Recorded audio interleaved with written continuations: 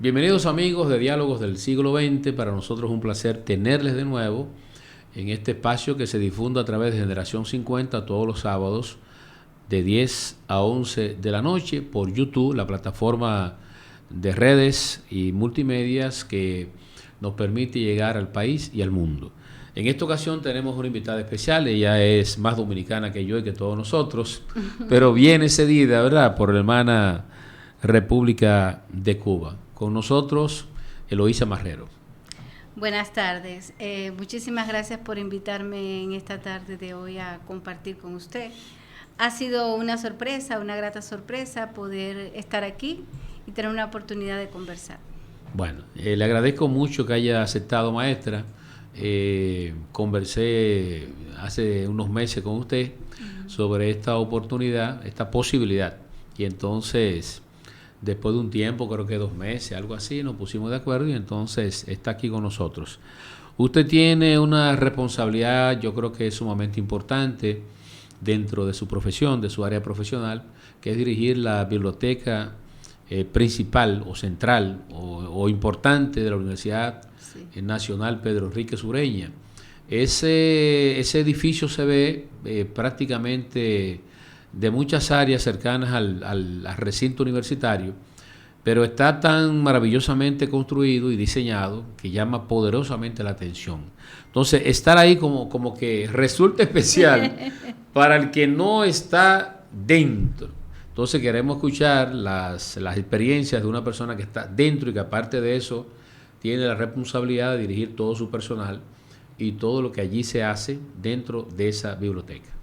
Sí, realmente el edificio donde se encuentra la biblioteca es un edificio emblemático de la universidad. Todo el mundo que lo ve identifica que esa es la Universidad Nacional Pedro Enríquez Ureña, la UNPU, sí, como se conoce. Y también es interesante saber que fue construido como biblioteca, para la biblioteca. Formalmente, es un edificio para la biblioteca. Fue un edificio creado para que albergara la biblioteca de la universidad. Precisamente es la biblioteca central, no tiene nombre, porque es la biblioteca del recinto principal, el de Santo Domingo. La UNPU tiene el recinto de La Vega, que también tiene una biblioteca. E inicialmente, recuerden que la UNPU tenía 2 campus aquí en Santo Domingo, por eso es que es la biblioteca central. Correcto. Se construyó se inauguró en 1989 como biblioteca completa, sí, precisamente con todos los criterios técnicos de que tuviera el espacio de crecimiento, porque las bibliotecas tienen que tener una capacidad para 20 años de crecimiento. Yeah. En el sentido de que no constantemente se están adquiriendo colecciones, precisamente para que se mantenga actualizada, para que sea atractiva al usuario. Y entonces hay que tener espacio de depósitos. Correcto. Además de todas las áreas y que se puedan ir creando en función de las necesidades de los usuarios. Ahora mismo se utilizan mucho las áreas de estudios colectivos y una serie de espacios que hacen que se deba tener espacios de crecimiento. La vida te dice en las bibliotecas cómo surgen y cómo se van desarrollando, pero la UNPU tuvo la visión de crear ese inmueble tan diferente y tan especial porque es redondo y es muy bonito. Sí, con ladrillo en la parte exterior. Exactamente, para la biblioteca, y esa es la proyección. Después los cambios de la universidad determinaron de que hubo que, en el tercer y el cuarto nivel existen otras dependencias administrativas en el espacio en que, bueno, debíamos de seguir creciendo, pero bueno, la biblioteca en estos momentos ocupa el primer y el segundo nivel del edificio número 3. Ya. Que además se conoce como el edificio de la biblioteca. Sí. Ingresar a la biblioteca, requerir los servicios de usted, de su personal, ¿tiene un costo para cualquier usuario o solamente está exclusivamente dedicada a los estudiantes y profesores de la institución? Bueno, realmente la razón de ser de la biblioteca, al ser una biblioteca universitaria, es académica, está orientada a la función principal de la universidad, o sea, en atención a la docencia, a la investigación, a los proyectos, como centro de recursos de aprendizaje. Pero las mismas peculiaridades de las bibliotecas del país, las características de que no hay tantas bibliotecas, sí, de que no existen muchas bibliotecas públicas, ha llevado a que las bibliotecas universitarias en cierta medida asumen ese rol. Entonces nosotros recibimos a cualquier persona, cualquier usuario que nos quiera visitar, del país o extranjero, no hay límite en ese sentido, se pueden atender en la biblioteca, van directamente sin hacer cita y sin nada, tienen servicio. Claro, hay servicios que son para nuestros usuarios internos, para la comunidad UNPU, sí, como son el acceso a las bases de datos, préstamo a domicilio, uso de las salas de estudios colectivos, porque mayormente la demanda es de la comunidad institucional. Sí. Pero sí, cualquier persona puede ir a la biblioteca y puede utilizar nuestras colecciones. Bueno, debo dar testimonio de eso porque hace como 3 años, maestra, sí, la primera vez que le contacté para buscar un par de discursos que me hacían falta sobre el doctor Joaquín Balaguer, sí, porque en la Biblioteca Central de la UNFU está precisamente, está destinada una parte, ¿verdad?, a la colección del doctor Joaquín Balaguer. O sea, todos los libros que el doctor Joaquín Balaguer los donó a la biblioteca de la UNFU, sí, la biblioteca personal. Sí. Entonces, le dije en esa ocasión que necesitaba 2 discursos porque no lo encontraba en ninguno de los ambientes tecnológicos. Los libros también se me habían dificultado y efectivamente recibí el servicio sin ser miembro del staff de la UNFU, de manera muy cordial, y pude hacer mi trabajo. ¿Cómo no? Sí, nosotros tenemos el privilegio de tener en la Biblioteca Central la colección Balaguer, sí, que fue la biblioteca personal. No toda la colección la recibimos, lamentablemente. Balaguer la dividió en 3 partes, su biblioteca personal. Una pequeña muestra de su biblioteca la envió a Navarrete, a su casa natal. Muy, sí, pequeños, por lo que me contaron, fueron pocos títulos. Sí. La mayor parte la donó a la UNPU y una parte se quedó en lo que es ahora la Fundación Joaquín Balaguer. Sí, creo que da servicios médicos a damas y demás. Creo que ahí hay una unidad de mamografía y atención a la mujer en la Máximo Gómez, en donde él residía. Sí, la fundación está en la callecita interna. Detrás, sí, ahí es donde está la biblioteca. O lo que fue su oficina, donde está esa parte de la colección. Que nosotros incluso hicimos gestiones para ver si nos las donaban para completar la colección. Porque en la UNPU se ha sido muy celoso con esa colección. Sí. Se cuida con todas las medidas técnicas que requiere para mantenerlas en sus condiciones originales. O sea, la política no es intervenir el documento en aras de conservarlo o ponerlo en mejores condiciones, se considere, sino preservar su originalidad, como la donó Balaguer. Correcto. Es una colección que tiene documentos del siglo XVII, XVIII, XIX y XX. Importante para el país, muy, sí, importantes para el país. Sí. Es una colección patrimonial, técnicamente hablando, que es valiosa, porque hay documentos con encuadernaciones especiales, en madera, en terciopelo y plata. Entonces, por ejemplo, Balaguer mandaba a encuadernar sus libros a España en piel y letras oro. Entonces, es hermosa. Nada más que usted verla, es muy clásica la imagen que da. Sí. Y realmente hay documentos muy interesantes. Y muchas cosas que, digamos, te dan idea de las peculiaridades, ¿no?, de las características de Balaguer. En el sentido, por ejemplo, hay una amplia colección de biografías. Magnífico. Sí, es interesante porque yo digo, bueno, por eso también él supo mantenerse y fue tan tremendo, porque estudió los pensamientos políticos intelectuales de muchas personas reconocidas en la historia de la humanidad. Sí. Y cosas así que te dan la medida del valor de esa colección.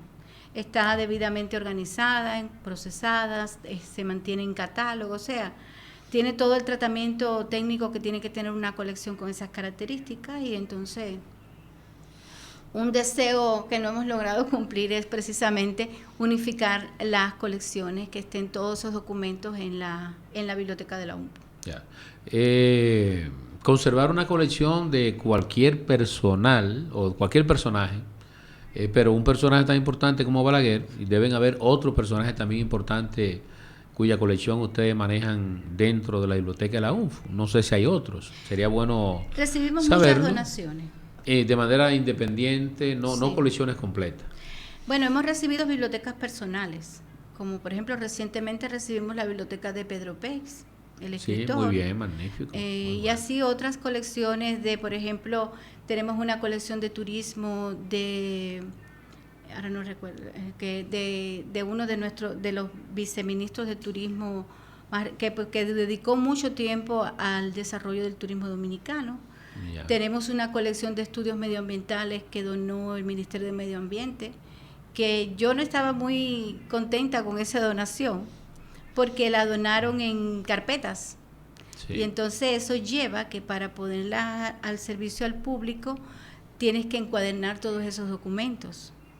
Pero hablando con especialistas en el tema de medio ambiente, ellos me decían, mira, ese es lo más importante que podemos tener de medio ambiente, porque es el levantamiento medioambiental del país. Todos los estudios que se han hecho están ahí. Correcto. Y así nosotros recibimos siempre cualquier persona que quiera donar.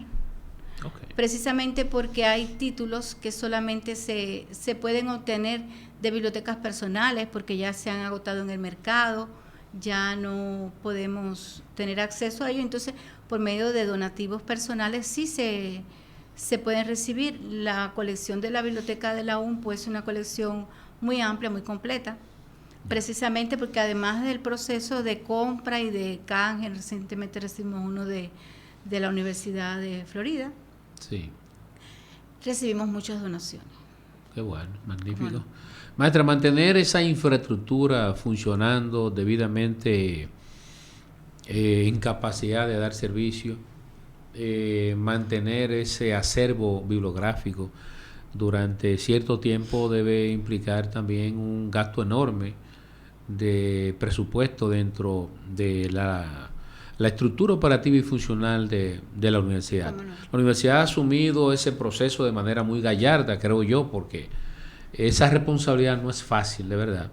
Entonces están aparentemente, y eso sería bueno escucharlo de viva voz de su parte, las autoridades aparentemente están totalmente de acuerdo en que ese monumento que es esa biblioteca debe mantenerse operando de manera ordenada, no importa las consecuencias económicas que eso conlleve. Sí, realmente yo puedo reconocer a nuestro rector, a Miguel Fiallo, que siempre ha dado el apoyo al desarrollo de la biblioteca, igual que en la fundación, y las autoridades de la universidad siempre han estado involucradas. De hecho, toda la inversión que significa la biblioteca, porque eso es algo que yo siempre insisto en reconocer. Las bibliotecas no son un gasto, las bibliotecas son una inversión, sí, en información, en conocimiento. El centro de la gestión del conocimiento de la universidad es la biblioteca. Correcto. Porque es precisamente donde está la información que nuestros estudiantes y la comunidad en sentido general pueden utilizar para su formación y su aprendizaje. Entonces sí, el apoyo ha sido incondicional. Realmente magnífico. La gestión del arquitecto Miguel Fiallo ha sido un apoyo muy importante para la biblioteca. Todo el mundo sabe que la universidad tuvo un periodo de crisis, sí, sí, y precisamente nuestro rector ha sido el líder de todo el proceso del levantamiento de la universidad y en ese sentido de la biblioteca.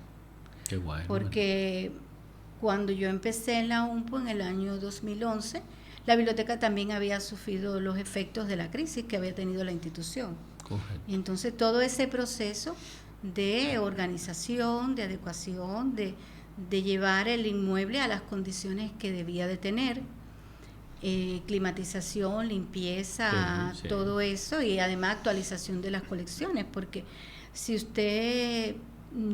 las bibliotecas tienen que estar constantemente en crecimiento. Si usted deja de comprar libros, si usted deja de recibir donaciones, llega un momento en que el usuario conoce todo lo que usted tiene del tema que a usted le interesa y llega un momento en que no va. Sí, no le interesa. Deja de ir porque ya lo leí todo, ahí no hay nada, ahí no adquieren y no es atractivo. Y entonces es un proceso costoso. los libros son caros, la tecnología es costosa, los procesos de conservación de los documentos también. Y entonces eso es una decisión, o sea, que se tiene como política de la universidad, de que los recursos para la biblioteca tienen que aparecer, tienen que estar ahí. Realmente. Claro. Además, yo me ocupo de insistir lo suficiente para que eso se logre, pero indudablemente hay una sensibilidad en ese sentido y una decisión. Muy bien, magnífico. ¿Cómo no? Hay, digo yo, pocas bibliotecas públicas de la República Dominicana. Yo creo que es un mal que algunos países, ¿verdad?, lo han superado. Hay otros países que están en vías de superación. Usted viendo desde esa biblioteca privada, pero al mismo tiempo usted, que es un ente muy activo dentro del proceso de actualización de las bibliotecas nacionales e internacionales, porque ha participado en diversos eventos fuera del país, tenemos que asumir en este momento desde cultura, desde educación superior, desde educación, el Ministerio de Educación Básica y Media, este proceso de crecimiento de las escuelas públicas nos hace falta. Hay regiones que cumplen con los requisitos de todas las bibliotecas necesarias en sus respectivos espacios, o tenemos nosotros, además de la ciudad capital, que asistir al interior del país en la creación de bibliotecas públicas.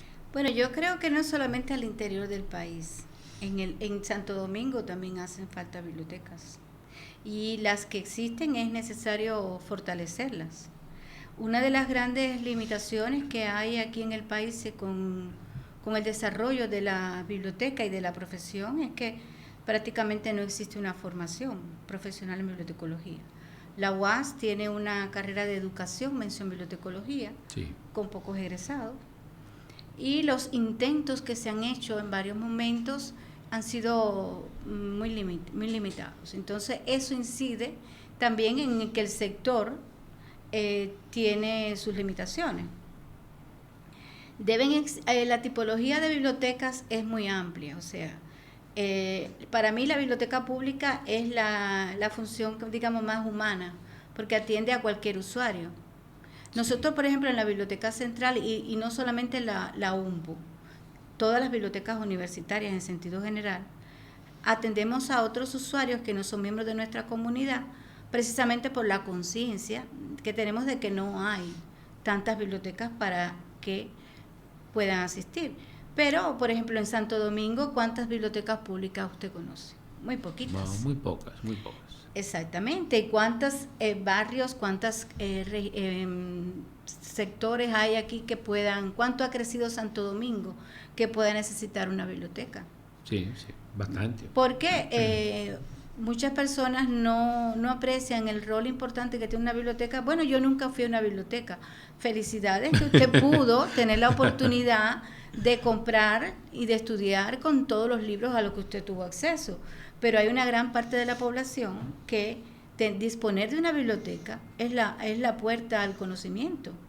Correcto. A ayudarlos a determinadas situaciones de inequidad. Y además, en el mundo entero, las bibliotecas tienen una función social muy importante.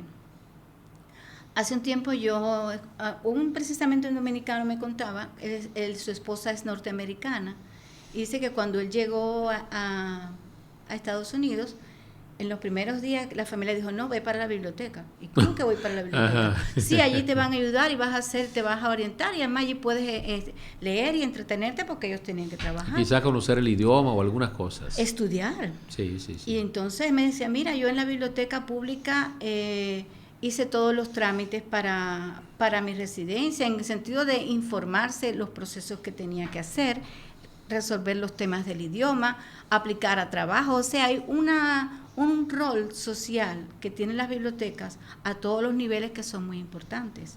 Sí. Y eso, no disponer en la sociedad carezca de las bibliotecas, es una debilidad. Sí. Por esa función social. Yo noto que las bibliotecas nuestras, inclusive no las que ya existen, sino las que están como en perspectiva, como que ese tipo de servicio o una serie de servicios que son vitales dentro de una determinada o determinado grupo social, como que no existe, no debe existir. La gente piensa que la biblioteca o las bibliotecas son para guardar libros ahí, Y quizá consultarlo un día, pero no entiende que la biblioteca es un centro cultural, es un centro de difusión, ¿verdad? De cuestiones importantes dentro de la formación integral del individuo. Exactamente. Entonces, esa concepción que tenemos, que aparentemente está también enraizada en algunos funcionarios de este y cualquier gobierno, como que no ha cambiado, como que no piensa cambiar en lo inmediato. Y yo creo que hay que hacer un poquito de reflexión interna desde nuestros ministerios encargados de la educación y de la cultura dominicana, para que esa concepción sobre las bibliotecas públicas y privadas del país cambie para bien. Sobre todo para potenciar su desarrollo, para que tanto de las que existen, como usted dice, no tener la visión de que solamente las bibliotecas están para prestar unos libros, que la persona que está ahí solamente esa es su función, cuando realmente hay todo un panorama de actividades y porque, por ejemplo, ahora muchas veces dicen, no, que con internet las bibliotecas van a desaparecer. No, lo que sucede es que las bibliotecas van cambiando, van evolucionando sus funciones en la medida de las demandas de la sociedad. Las bibliotecas existen desde la antigüedad y se han mantenido porque han sabido desarrollarse a la par de la sociedad. O sea, en dependencia de lo que necesitan las personas en ese momento, así es el rol de la biblioteca. El concepto que hay aquí de lo que es una biblioteca es un concepto muy tradicional, de lo que era, digamos, las bibliotecas principios del siglo XX, mediados del siglo XX. Ya no es así. Por ejemplo, aquí hay muchas personas me han dicho, pero ¿para qué comprar libros si hay libros digitales y está Internet? Sí, yo lo entiendo. No es así, o sea, Internet es una fuente excepcional de acceso a la información y de comunicación. Eso es innegable. Correcto. Ahora, el universo de información que está disponible en Internet no tiene calidad necesariamente. Hay muchas noticias que son falsas, las llamadas fake news. Sí. Entonces, aprender a seleccionar toda esa información, qué me sirve, qué no, qué tiene calidad, qué no, quién mejor que un profesional de la información. Y estoy diciendo profesional, no bibliotecario. Correcto. Sí. En el sentido de que la función nuestra ha ido llegando a diferentes entornos, porque los gestores de contenidos pueden ser también bibliotecarios. Sí. Educadores, alfabetizadores informacionales son bibliotecarios. Los que trabajan seleccionando toda esa información, organizando toda esa estructura que llevan las bases de datos y los recursos electrónicos, son profesionales de la información. Correcto. Entonces, esas son nuevas funciones y nuevos roles. Nuestras bibliotecas en estos momentos no solamente tienen que tener colecciones físicas, que también son importantes, sino recursos electrónicos. Correcto. Y no es irnos para uno de los dos, hay que tener los dos. Porque en dependencia de las necesidades del usuario y sus intereses, es el recurso. Correcto. Hay personas que no les gustan los libros digitales. Hay personas que sí, que trabajan perfectamente con los formatos electrónicos. Sí. Y también está en dependencia de para qué lo quieres. Si quieres leer una novela, prefieres que sea en papel. Si vas a estudiar, prefieres que sea un documento electrónico porque lo puedes editar, porque puedes copiar, porque puedes hacer muchas cosas. O sea, el ser humano ha demostrado que es muy versátil, que es inclusivo, al mismo, porque uno va asumiendo el desarrollo, las nuevas tecnologías, pero usted no prescinde de lo que usted utilizaba anteriormente. No. ¿Verdad que no? No. Lo que hacemos es... seguimos utilizando, lo vamos integrando. Correcto, lo integramos. Sí. Y en dependencia de lo que yo quiera hacer, es lo que utilizo. Entonces, las bibliotecas tienen que ser capaces de tener esa diversidad de entornos y de posibilidades para que, en dependencia de lo que usted como mi usuario, mi cliente, como mucha gente dice, a mí no me gusta esa expresión, yo prefiero usuario, sí. Yo te ofrezco y te resuelvo una necesidad de información. Correcto. Entonces, esas son cosas que han ido cambiando el entorno de las bibliotecas contemporáneas, el desarrollo de lo que tenemos que tener en estos momentos. Sí. Porque, por ejemplo, una de las funciones esenciales que hacemos ahora las bibliotecas, sobre todo las universitarias, tiene que ver con la alfabetización informacional. ¿Qué es eso? técnicas de búsqueda de información. Sí. Cómo aprender a trabajar en los entornos electrónicos. Porque tú pones 2 palabras en Google y te aparecen 10 millones de búsquedas. Selecciona ahora una. Ahora, ¿cuál es la que tú necesitas? ¿Cómo yo precisar ese resultado que sea exactamente lo que quieres? Porque miramos 2, las 3 primeras y no hay nada. Sí hay. Claro. Todo lo que buscas está ahí, pero tienes que aprender a seleccionarlo. Correcto. Sobre todo cuando estamos formándonos como profesionales. Eso es así. Entonces son cosas muy retadoras. Maestra, recuerdo en este momento cuando empecé mis estudios cinematográficos en la Universidad Autónoma de Santo Domingo, 78, 80, 82, que no teníamos, yo creo que ningún libro de cine, muy pocos libros de cine en la biblioteca de la universidad, y diríamos que de arte en sentido general, porque no solamente es propiamente la especialidad lo que debemos investigar, sino hay muchísimas áreas accesorias que son fundamentales. O sea, hay que buscar obligatoriamente de historia del arte, hay que buscar de la pintura, de la plástica, otras áreas. En el caso nuestro, éramos un grupo muy reducido, estudiábamos cine en la UAS en esa época, imagínese usted. Conseguimos acceso a la biblioteca especializada en arte que tenía el Museo de Arte Moderno en la Plaza de la Cultura Juan Pablo Duarte. Qué bien. Esa biblioteca creo que la trasladaron a la Biblioteca Nacional, o sea, ese cúmulo de libros de arte. Pero recuerdo que era un cuarto, 2 cuartos más bien, de cierto tamaño, que albergaban una colección de libros de historia del arte universal, de cine, televisión. Ahí había video, fotografía, como nosotros no pensábamos que podía existir, porque en esa época recibir una colección así, tener un espacio como ese tan especializado, además de eso tan cómodo, como que no estaba dentro del contexto intelectual o de simple pensamiento de uno. Las bibliotecas tienen esa especialización dentro de sus áreas, independientemente de que la oferta, las bibliotecas universitarias y también las bibliotecas públicas o todas las bibliotecas deben tener una especialización en cada una de las áreas, o hay áreas que son de mayor importancia, de mayor interés, en el caso de las bibliotecas universitarias, las universidades priorizan que los libros que puedan ser consultados, las revistas indexadas, que también no hemos hablado de ellas, tienen que estar orientadas a la oferta curricular, o puede también tener cierta flexibilidad hacia otras áreas. Bueno, existe una tipología de bibliotecas, o sea, todas las bibliotecas no tienen que estar estructuradas de la misma forma, ni su objetivo es el mismo. ¿En qué sentido?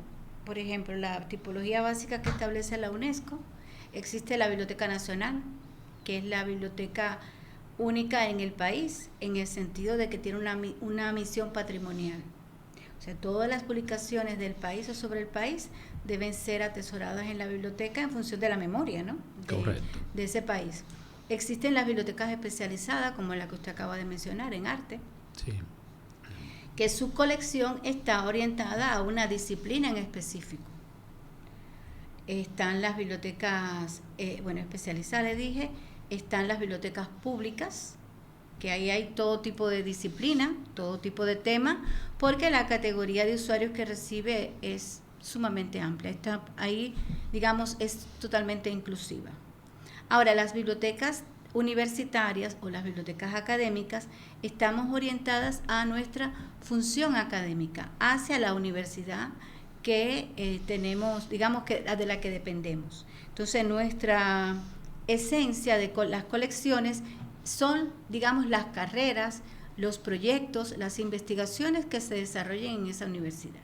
Ejemplo, la colección que nosotros prácticamente en nuestros títulos de enfermería son muy escasos, porque en la UNFO no se imparte esa carrera. Correcto. ¿Okay? Muy bien. Pero eso no excluye que tengamos disciplinas afines y digamos temas de otras temáticas que puedan ser de interés, porque ningún programa, digamos, ningún plan de estudio es solo sobre el tema que usted va, o digamos sobre la formación profesional que usted va a tener. Hay ciencias aplicadas, ciencias afines, temas culturales, de humanidades, que también están incluidos en los planes de estudio, que por supuesto la biblioteca tiene que tener recursos. Correcto. Ejemplo, nosotros tenemos las carreras de arquitectura y de diseño. También tenemos una colección de arte, porque se requiere para esa carrera que también tengan esa formación. Y hay otros temas, español, lingüística, idiomas, que están presentes en nuestras colecciones precisamente porque también son requeridos en esa colección. Pero las bibliotecas especializadas, por ejemplo, yo dirigí hace muchos años una biblioteca especializada en música. Sí.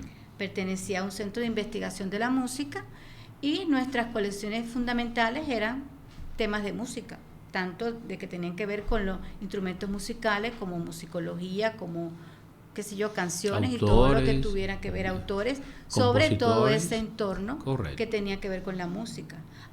Pero, por ejemplo, nosotros en la UNPU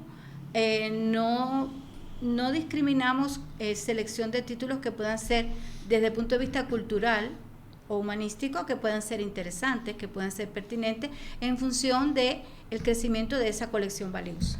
Correcto. Pero hay instituciones que sí pueden hacer ese descarte, porque son políticas que se establecen para el desarrollo de las colecciones. Sí, a partir de los intereses de la institución que auspicia la biblioteca. Exactamente. Ya. Vamos a hablar en breve, maestra, sobre la hemerografía, ¿verdad? Uh-huh. Y las colecciones que alberga, en este caso nuestro particular, el Archivo General de la Nación, pero hay también otras áreas, sobre todo en la Biblioteca Nacional. Hay una parte que también maneja colecciones hemerográficas. Entonces, hablar un poco de ese punto de vista, que no tiene que ser de manera muy particular en la biblioteca de la UNFU, puede ser a nivel global, que nos cuente un poco de su experiencia. Vamos a un ligero cambio comercial y regresamos con ustedes una vez, maestra.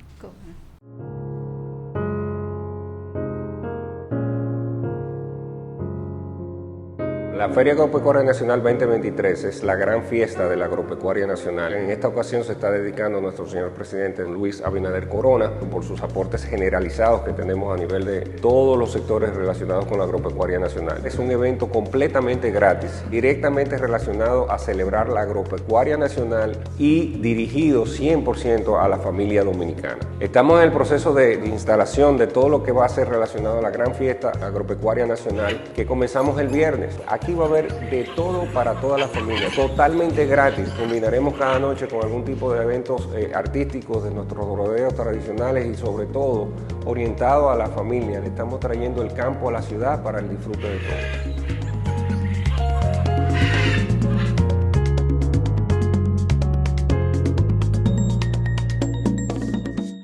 Regresamos entonces con la maestra Eloísa Marrero, nuestra invitada de hoy, directora de la Biblioteca Central de la Universidad Nacional Pedro Enrique Sureña, que como ustedes saben es un símbolo del acervo bibliográfico de la República Dominicana.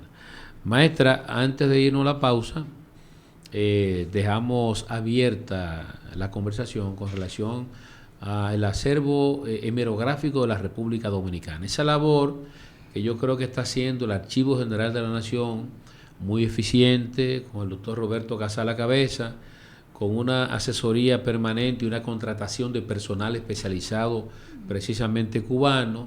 Yo creo que ese giro de ese personal con tanta capacidad de la hermana República de Cuba ha ayudado bastante ahí. He visto dentro de su hoja de vida que usted ha participado también en varios eventos y congresos que se han hecho sí, conjuntamente con el archivo, y además de eso usted ha impartido docencia en el diplomado que hace unos años impartió el mismo archivo, no sé si sigue impartiéndolo, en bibliotecología.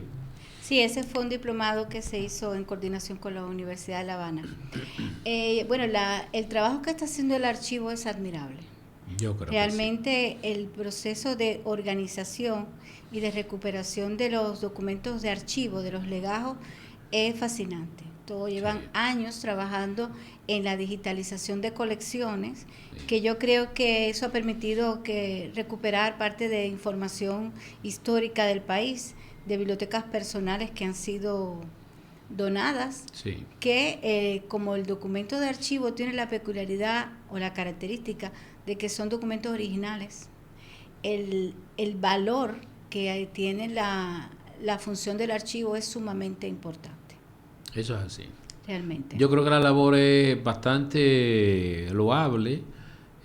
Yo creo que los investigadores del país tienen una fuente segura para buscar documentación, para constatar si real y efectivamente lo que un libro o un autor expresa en un momento dado sobre un hecho histórico, social o un personaje, puede con esos folios que están ahí depositados en el archivo, buscar información de referencia y decir perfectamente esto es real como yo lo había leído a partir de una oferta, de una propuesta de un autor X determinado. Exacto. La hemerografía dentro de la bibliotecología tiene un lugar importante, valioso, está dentro de la estructura operativa y funcional de la Universidad de la UNFO y debe estar ese departamento, esa área que yo creo que es sumamente valiosa para la información de colecciones, de información de personajes, de la historia de un país, debe estar en todas las bibliotecas o en algunos casos.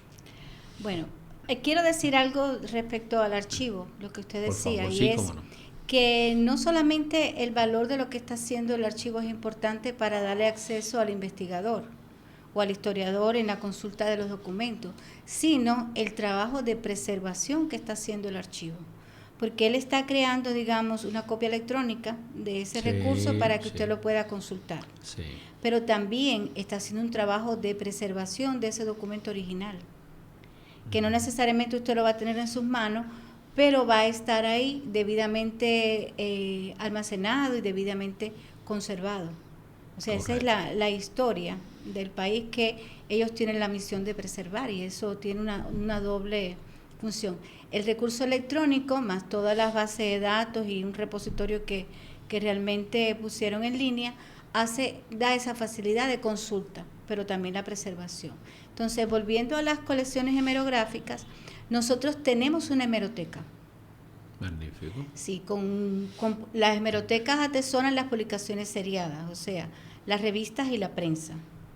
Nosotros no tenemos mucha prensa, realmente la recibimos para la consulta, pero no se archiva, no se preserva. Ya. Nosotros hace unos años hicimos una donación bastante grande a la Biblioteca Nacional de esas colecciones, porque eran pocas consultadas, y además de eso, la preservación de esos recursos es bastante demandante. Entonces, era la prensa contemporánea, o sea, no tenía un valor extraordinario, esa prioridad, y ya eso estaba siendo preservado por el archivo, estaba disponible en la Biblioteca Nacional, y entonces la donamos con el acuerdo de que cualquier solicitud de información pues enviada por nosotros tuviera prioridad. Sí atesoramos la colección de la prensa de la Biblioteca de Balaguer. Esa sí se mantiene, que él la entregó encuadernada. O sea, hay un renglón dentro de la colección del doctor Balaguer que es referida a la prensa. Sí, como ¿Tiene alguna etapa X o solamente la gestión, el tiempo de gestión de él? O implica de los 60. Parte, no implica nada después antes de los 60, no. Trujillo, nada de ahí. Eso no. De ahí en adelante. Yo pienso que esa parte se quedó en la fundación con sus archivos. La que nosotros tenemos, la de esa época, a partir de los 60, años 78, y una cosa interesante es que también está la selección de la prensa. O sea, él incluso lo entregaron encuadernados, se encuadernaban los folios. Ajá. Pero también hay una colección de la selección de la prensa por periódicos, de los temas que Balaguer le interesaba, eso también se encuadernaron, y forma parte de la colección. Es una visión muy particular de las cosas que él entendía que eran importantes en un momento. Y esas se encuadernaban incluso. Entonces está, por ejemplo, selección del hoy, selección de los periódicos. Entonces nosotros tenemos en la hemeroteca colecciones de revistas, tanto dominicanas como internacionales, que esas sí están en función de, digamos, los títulos que son de interés para la universidad se mantuvieron. Hace cuestión de 1 año y medio nosotros hicimos un donativo durante la pandemia. Sí. aprovechamos ese tiempo que estábamos cerrados, que no se podía dar servicio, estábamos por... Sí, sí.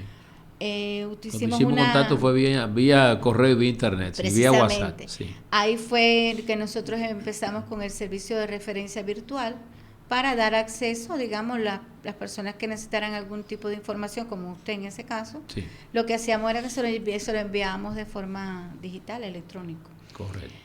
Entonces nosotros hicimos toda una revisión de esas colecciones y había muchos boletines y documentos de asociaciones y cosas así que no podían ser del perfil de interés, que se donaron a la Biblioteca Nacional. Precisamente como ellos tienen esa función patrimonial, realmente le correspondía a ellos y nosotros la donamos. Pero sí tenemos una amplia, yo creo que es bastante amplia la colección de revistas.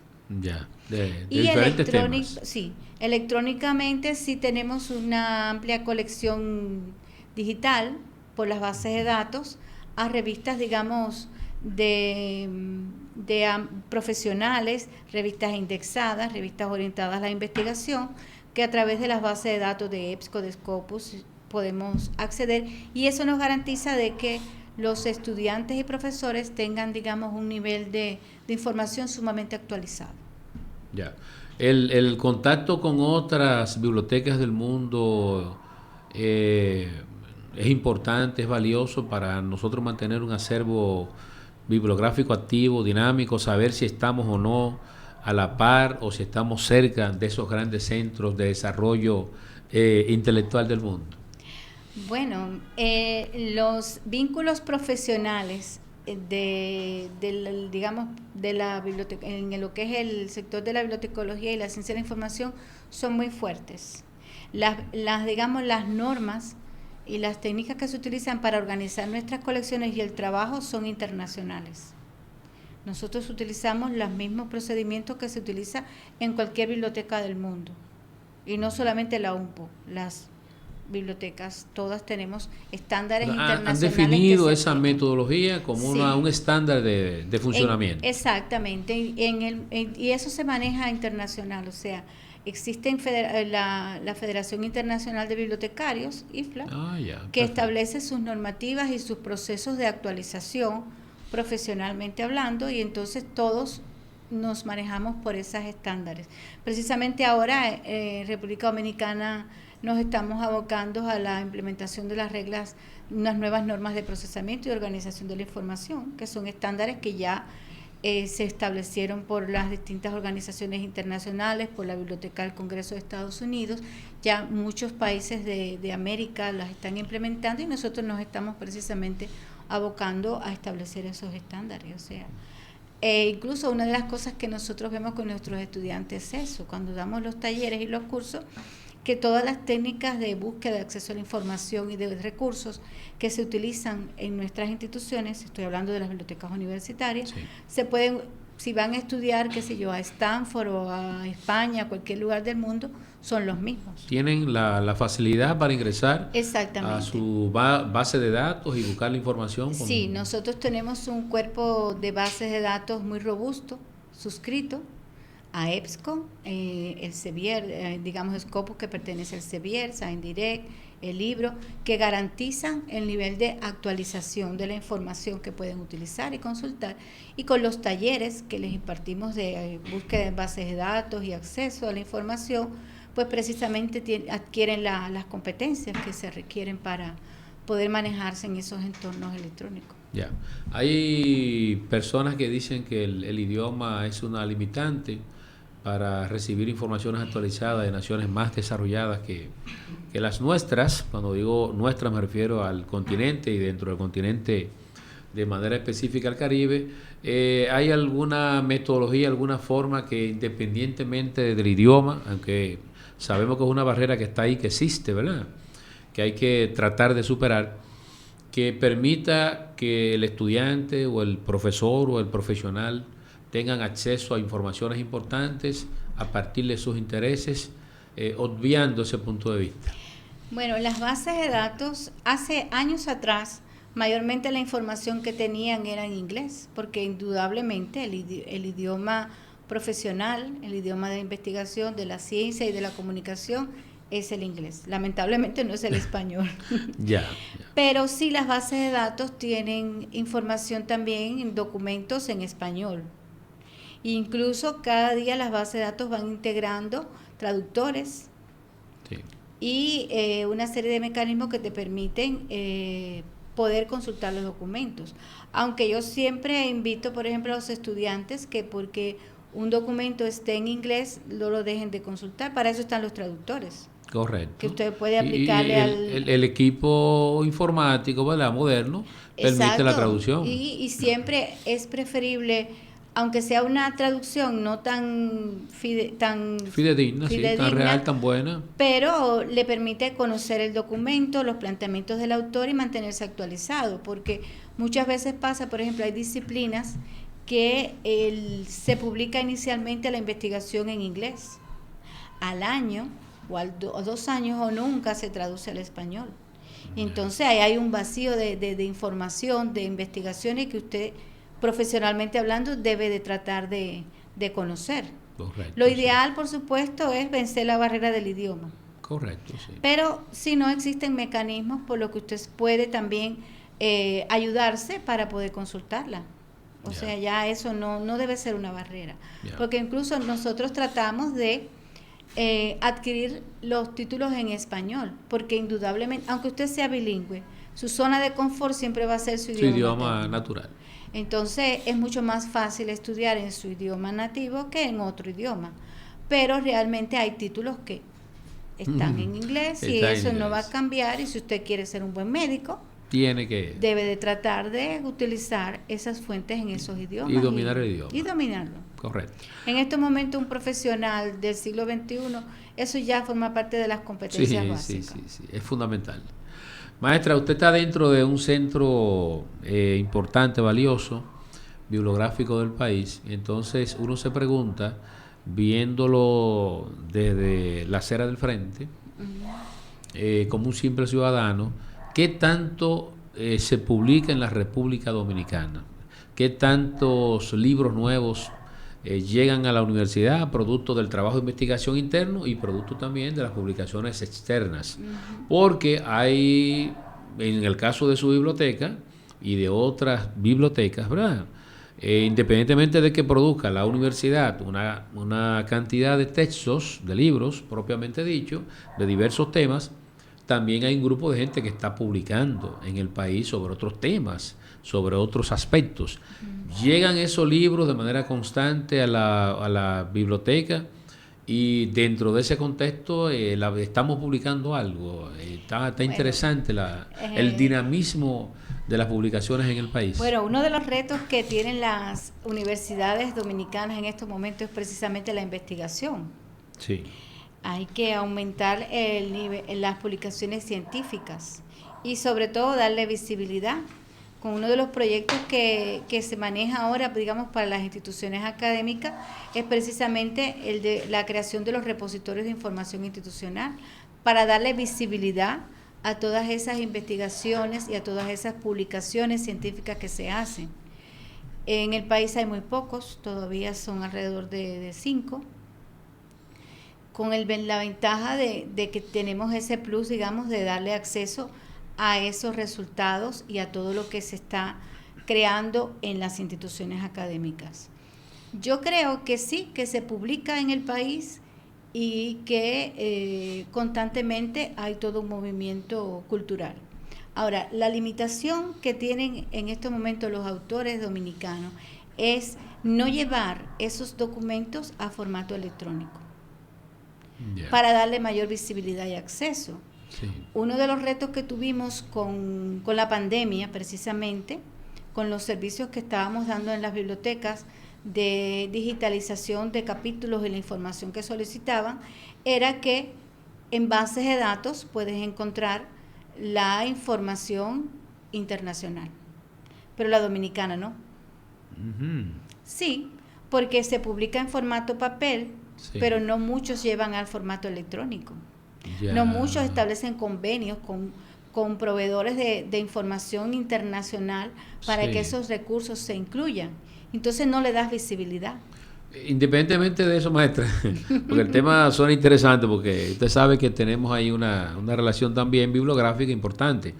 Esto quiere decir, independientemente de que el libro, en ese caso, persiga un sentido mercadológico. O sea, no estamos hablando de Amazon, no estamos hablando de otras plataformas, estamos hablando de plataformas que circulan en torno al libro en el mundo y en torno a las bibliotecas. Exacto. Yo creo que es valioso, que es importante que el autor dominicano conozca, sepa ese criterio, ese punto de vista que están dando las plataformas multimedia, porque es prácticamente gratuito. Colocar a circular su información, su investigación, su producto, ¿verdad?, en diversas plataformas, independientemente de que la concepción que tenemos es de que tiene que estar en Amazon o en Alibaba, para que esos libros, esas colecciones, renten económicamente para nosotros. Exacto, sí. Por ejemplo, nosotros tenemos una base de datos que se llama El Libro, que promueve ProQuest, que mayormente tiene libros electrónicos.